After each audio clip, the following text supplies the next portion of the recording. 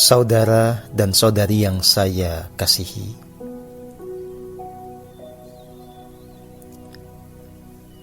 perjalanan spiritual menuju kepada pencerahan yang paripurna memang senyatanya penuh dengan liku-liku.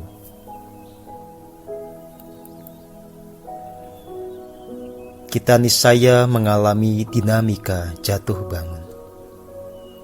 Kesadaran kita bisa melambung naik, sewaktu-waktu bisa mengalami degradasi atau kejatuhan. Karena itulah, kita betul-betul perlu mempelajari bagaimana caranya kita menjadi ajak stabil, jikapun terjatuh, tidak terperosok dan bisa segera bangkit lagi. Dan secara kumulatif kita betul-betul bergerak maju mendekati tataran kesempurnaan jiwa. Saudara dan saudari yang saya kasihi, karena saya pribadi telah mengalami dan melampaui liku-liku itu, saya tergerak untuk berbagi kepada Anda semua.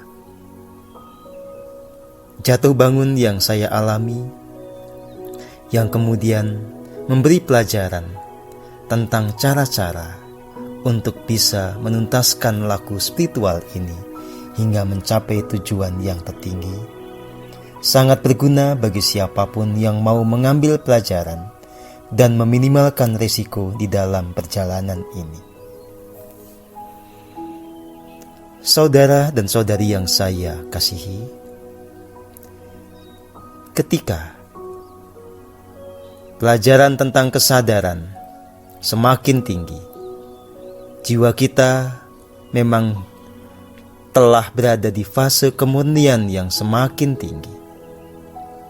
Pada titik itulah, kita perlu lebih berhati-hati, karena kesalahan sedikit saja itu akan membawa kita kepada kejatuhan. Dan pada titik ini, secara faktual, pengertian akan kesalahan yang kita lakukan bisa sangat berbeda dibandingkan ketika kita ada dalam ketidaksadaran, ketika kita betul-betul masih belajar di tahap permulaan. Pada titik ketika kita kesadarannya semakin tinggi, betul-betul harus hati-hati, karena banyak tindakan, banyak laku dan langkah yang dalam kacamata manusia umumnya bukan kesalahan, bagi kita itu betul-betul bisa menjadi celah untuk kejatuhan. Yang paling umum adalah tentang keinginan. Keinginan dalam hal apapun. Sebetulnya sangat wajar jika setiap orang itu punya keinginan. Itu hal yang sangat manusiawi. Jika orang sakit, tentu dia ingin sehat. Orang yang sedang kesulitan secara finansial, tentunya ingin keberlimpahan secara finansial. Seseorang yang punya pasangan tentu ingin agar pasangannya menjadi sosok yang ideal seperti yang dibayangkan. Tetapi pada faktanya, keinginan seperti ini bisa menjebak kita untuk terjatuh. Keinginan muncul dari sebuah konsepsi, dari satu asumsi, dibentuk oleh konstruksi pikiran. Kita menganggap sebuah idealitas, itulah yang harus kita capai, itu menimbulkan keinginan. Nah, pada titik inilah sebetulnya kejatuhan itu bisa terjadi. Kebenaran di dalam situasi ini justru adalah melampaui segala keinginan itu. Yang kita lakukan hanyalah menerima kenyataan. Betul-betul menerima tanpa pemberontakan, tanpa protes. Apapun itu, pahit maupun manis. Pada kenyataannya, tidak ada sesuatu yang langgeng. Nasib kita, keadaan kehidupan kita itu mengikuti dinamika jiwa kita.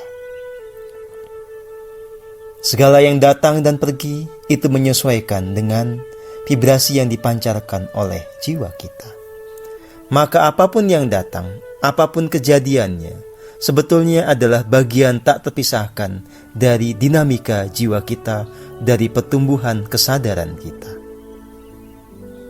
Jadi, jika ada sesuatu yang kita anggap kurang ideal, maka langkah yang paling tepat justru adalah menerimanya dan tidak menganggap itu tidak ideal. Idealitas itu dibentuk oleh pikiran, sementara yang nyata terjadi adalah apa yang sesuai dengan hukum alam.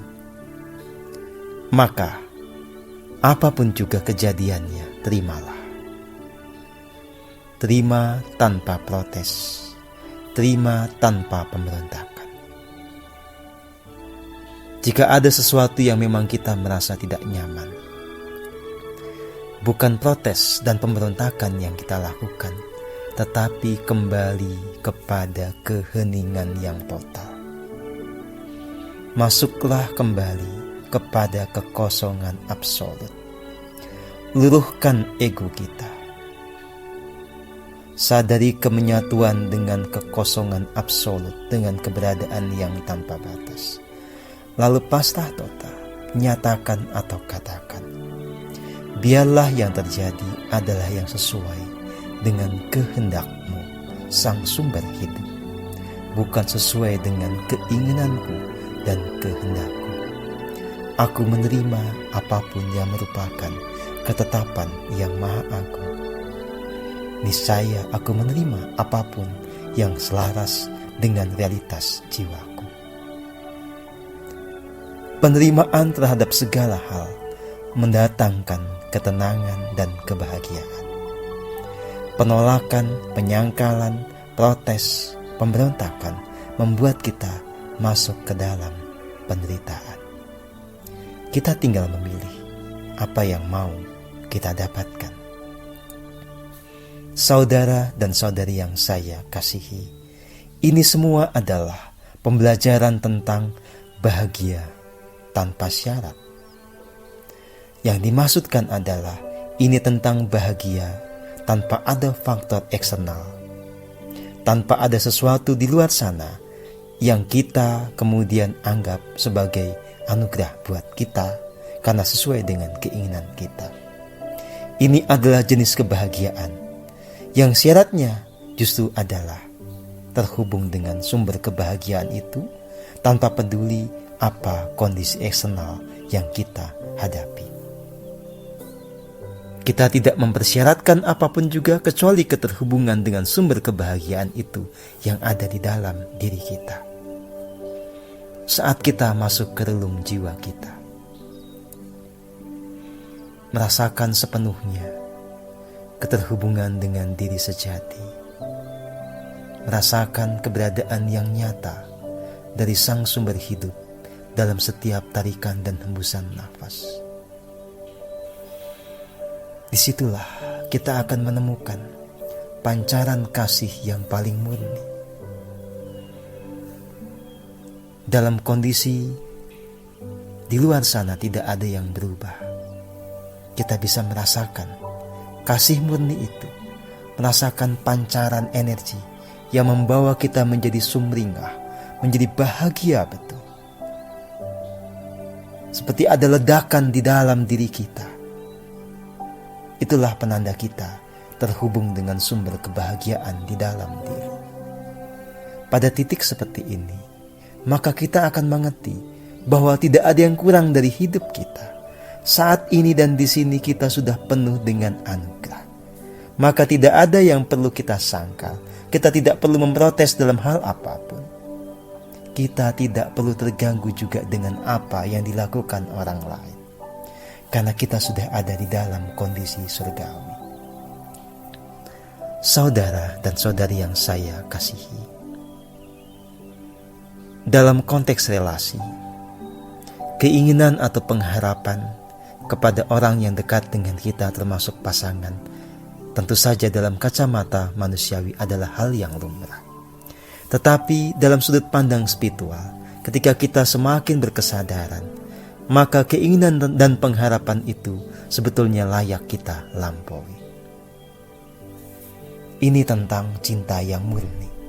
Ini tentang sayang yang murni. Ini tentang kasih yang murni. Ketika kita betul-betul ada di dalam keheningan,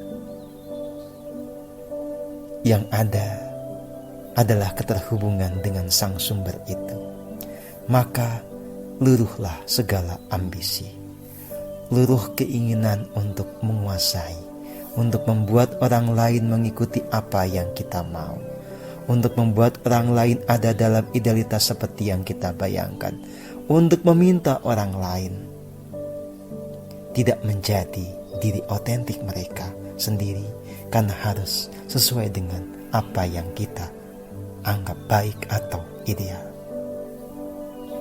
Saudara dan saudari yang saya kasihi, itulah pangkal dan akar duka derita. Ketika kita masuk kepada kemurnian, maka segala sesuatunya haruslah murni. Kasih kita murni, sayang kita murni, cinta kita murni. Kasih kita tebarkan kepada semua keberadaan, tanpa menuntut mereka menjadi seperti yang kita mau. Sayang kita berikan kepada orang-orang yang dekat dengan kita, yang ada hubungan emosional dengan kita, tanpa kita menuntut mereka seperti yang kita mau. Cinta kita berikan pada siapapun, tanpa ada tendensi untuk menguasai dirinya, hidupnya, untuk membuat dia berbuat seperti yang kita mau. Ini tentang hanya memberi, seperti sang mentari yang setiap saat memancarkan sinarnya. Ini tentang keberlimpahan, tentang kesadaran bahwa kita telah memiliki semuanya, bahwa segala anugerah itu telah lengkap ada di dalam hidup kita. Ini adalah tentang berterima kasih atas segala yang ada, tidak mendesak, tidak menuntut apapun juga yang belum ada saat ini. Saudara dan saudari yang saya kasihi, di dalam keheningan kita akan bisa mengerti semua yang telah dibabarkan ini. Inilah landasan ketika ada orang sering bertanya kepada saya, apalagi yang engkau inginkan? Saya bilang tidak ada. Saya hanya menjalankan apa yang menjadi titah dari diri sejati saya. Tidak ada yang saya kejar, tidak ada yang saya targetkan. Saya hanya mengalir bersama gerak semesta yang agung. Saya hidup meresapi segenap keindahan dan keagungan.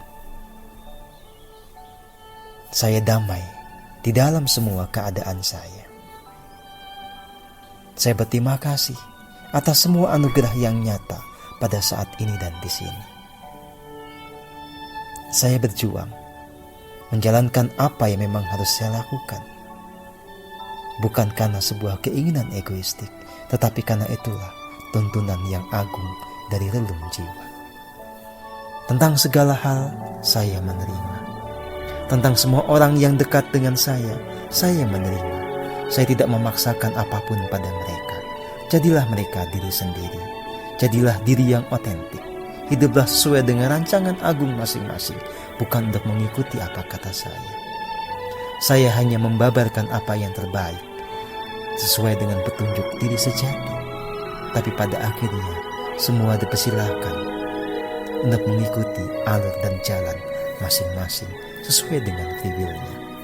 Risiko tentu saja ditanggung sendiri, suka duka dialami sendiri. Saya mengasihi semuanya dengan tanpa syarat.